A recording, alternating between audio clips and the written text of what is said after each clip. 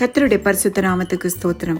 இரட்சகரும் மீட்பருமான இயேசு கிறிஸ்துவின் நாமத்தில் உங்களை அன்போடு கூட வாழ்த்துகிறேன். நாம் தொடர்ந்து வெளிப்படுத்தல் விசேஷத்தில் வலு சர்ப்பம், அந்தி கிறிஸ்து, கள்ள தீர்க்கதரிசி. வெளிப்படுத்தல் 13வது அதிகாரத்தில் அந்தி கிறிஸ்து, கள்ள தீர்க்கதரிசி சொரூபம், அதாவது ரோபோஸ் குறித்து எழுதப்பட்டுள்ளது. அந்தி கிறிஸ்துவின் அதிகாரத்தையும் மகத்துவத்தையும் வெளிப்படுத்தும் பொருட்டு கள்ள தீர்க்கதரிசி அந்தி கிறிஸ்துவுக்காக செய்யப்பட்ட சொரூபமே இப்பொழுது உள்ள ரோபோஸ். சொரூபம் அதாவது ரோபோஸ் எப்படி வந்தது என்பதை வலு சர்ப்பம், அந்தி கிறிஸ்து, கள்ள தீர்க்கதரிசியின் ஆவிகள் நம்மை சேதப்படுத்துபவை, பெருமையானவைகளையும் தூஷணமானவைகளையும் பேசுகிறவை, நம்மோடு கூட யுத்தம் பண்ண துணிந்தவை, நமக்குள்ளாக வேறுபாடுகளையும் எல்லாவற்றையும் ஏற்படுத்துகிறவை. இந்த ஆவி நம்மை வஞ்சிக்கிற ஆவி, நம்மை சேதப்படுத்துகிற ஆவி. நம்மோடு கூட இருப்பவர்கள் தான் மனித ரூபத்தில். அன்பானவர்களே, அவர்கள் மிருகம் மாதிரி இருக்க மாட்டாங்க. இந்த வலு சர்ப்பம், அந்தி கிறிஸ்து, கள்ள தீர்க்கதரிசியின் ஆவிகள் அவர்களுக்குள் புகுந்து அவர்களை இப்படி செயல்படுத்த தூண்டுகிறது. கள்ள தீர்க்கதரிசியானவன் அந்தி கிறிஸ்துவின் ஒரு பெரிய சப்போர்ட்டர். அவன் ப்ரொமோட்டர். பூமியிலிருந்து வந்ததான ஆட்டுக்குட்டிக்கு ஒப்பான 2 கொம்புகளை உடையவன் என்று வெளிப்படுத்தல் விசேஷத்தில் அவனை குறித்து சொல்லப்பட்டிருக்கிறது. வலு சர்ப்பத்தை போலவே பேசுவான். நம்முடைய மத்தியில் இருக்கிறதான அந்த 3 ஆவிகளும் நம்மை வஞ்சிப்பவர்கள், நம்மை ஏமாற்றுபவர்கள். அந்தி கிறிஸ்து போன்றவர்களை சப்போர்ட் பண்றவங்க தான் இந்த கள்ள தீர்க்கதரிசி. அந்தி கிறிஸ்துவின் தலைகளுள் ஒன்று சாவுக்கு ஏதுவான காயம் சொஸ்தமடைவதை குறித்து கள்ள தீர்க்கதரிசி பூமியின் எல்லா ஜனங்களும் வணங்கும்படி செய்வான். அவனுக்கு முன்பாக அற்புதங்களையும் அடையாளங்களையும் எலியாவை போல செய்வான். அக்கினியை இறக்குவான்.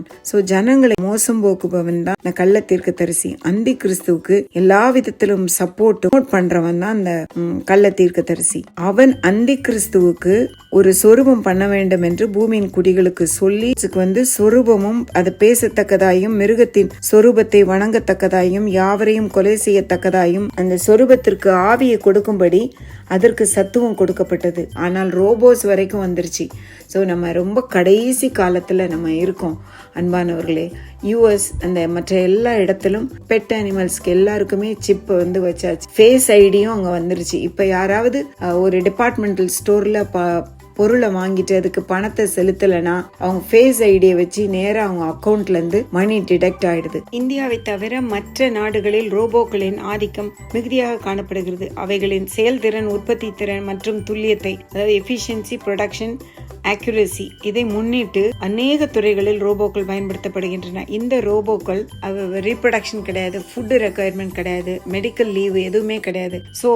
அதை மிகுதியாக ரோபோக்கள் வரவேற்கப்படுகின்றன. இந்த ரோபோக்கள் இப்போ லண்டன் ஏர்போர்ட்டில் ஹவுஸ் கீப்பிங்கும், யூஎஸ்இல் ஹியூமனாய்டு ரோபோக்கள் எஜுகேஷனுக்கும், கனடாவில் ஃபுட் சர்விங், ஃபுட் டெலிவரி, விண்வெளி ஆராய்ச்சி, ஆய்வு மற்றும் சுற்றுச்சூழல் கண்காணிப்பு, வெடிகுண்டு அகற்றல், அவசர சேவைகள் தேடல் மற்றும் மீட்பு, பொருட்களை கையாளுதல், கன்ஸ்ட்ரக்ஷன் ஒர்க், அதாவது கட்டுமானம், சுரங்கம் இடித்தல் மற்றும் அகழ்வாராய்ச்சி, வாடிக்கையாளர் சேவை, ஹவுஸ் கீப்பிங், ரீஹாபிலிட்டேஷன், நோயாளிகளுக்கு மறுவாழ்வு மற்றும் மீட்புக்கு ரோபோக்கள் உதவுகின்றன.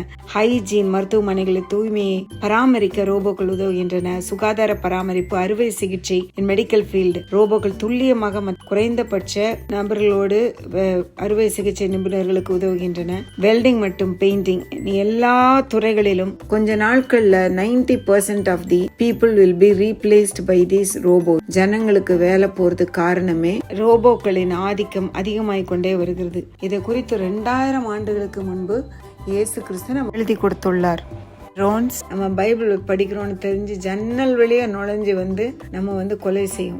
இந்தியால கூட எல்லா டாக்ஸுக்கும் சிப் பொருத்துற வேலை இப்ப துரிதப்படுத்திட்டு இருக்காங்க. இது சிறியோர், பெரியோர், ஐஸ்வர்யவான்கள், தரித்திரர், சுயாதீனர், அடிமைகள், இவர்கள் யாவரும் தங்கள் வலது கையிலாவது நெற்றியிலாவது ஒரு முத்திரையை பெறும்படிக்கும் அந்த மிருகத்தின் முத்திரையாவது அதன் நாமத்தையாவது அதன் லக்கத்தையாவது தரித்து கொள்ளுகிறவன் தவிர வேறு ஒருவனும் கொல்லவும் விற்கவும் கூடாதபடி செய்யும். அவன் இந்த காரியம் இன்னும் நடைபெறவில்லை. இப்போ நம்ம கடைசி காலங்களில் இருக்கோம். எல்லாவற்றுக்கும் மேலாய் கர்த்தரை சார்ந்து ஜீவிப்போம், கர்த்தரோடு கூட ஜீவிப்போம். வேத வசனத்தை வாசித்து நாம் ஜெபித்து கர்த்தரோடு கூட நடக்கும் பொழுது பாவம் முற்றிலுமாய் அகன்று போகும். இப்படிதான் நம்ம கர்த்தருக்கு பிரியமாய் வாழ வேண்டும், வாழ முடியும் அன்பானவர்களே.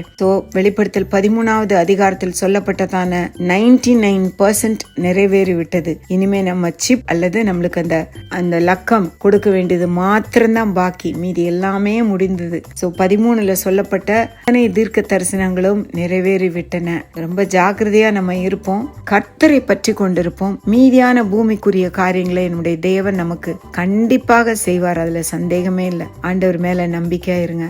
கர்த்தர் உங்களை ஆசீர்வதிக்கணும். வருகைக்காய் தகுதிப்படுத்தும் கர்த்தருடைய வருகைக்காய் நீங்கள் ஆயத்தப்படும்படி உங்களை அன்பாய் கேட்டுக்கொள்கிறேன். மற்றவர்களையும் நாம் ஆயத்தப்படுத்துவோம். குடும்பமாய் சபையாய் நாம் கர்த்தருடைய வருகையில காணப்படுவோம். அல்லேலூயா, ஆமென்.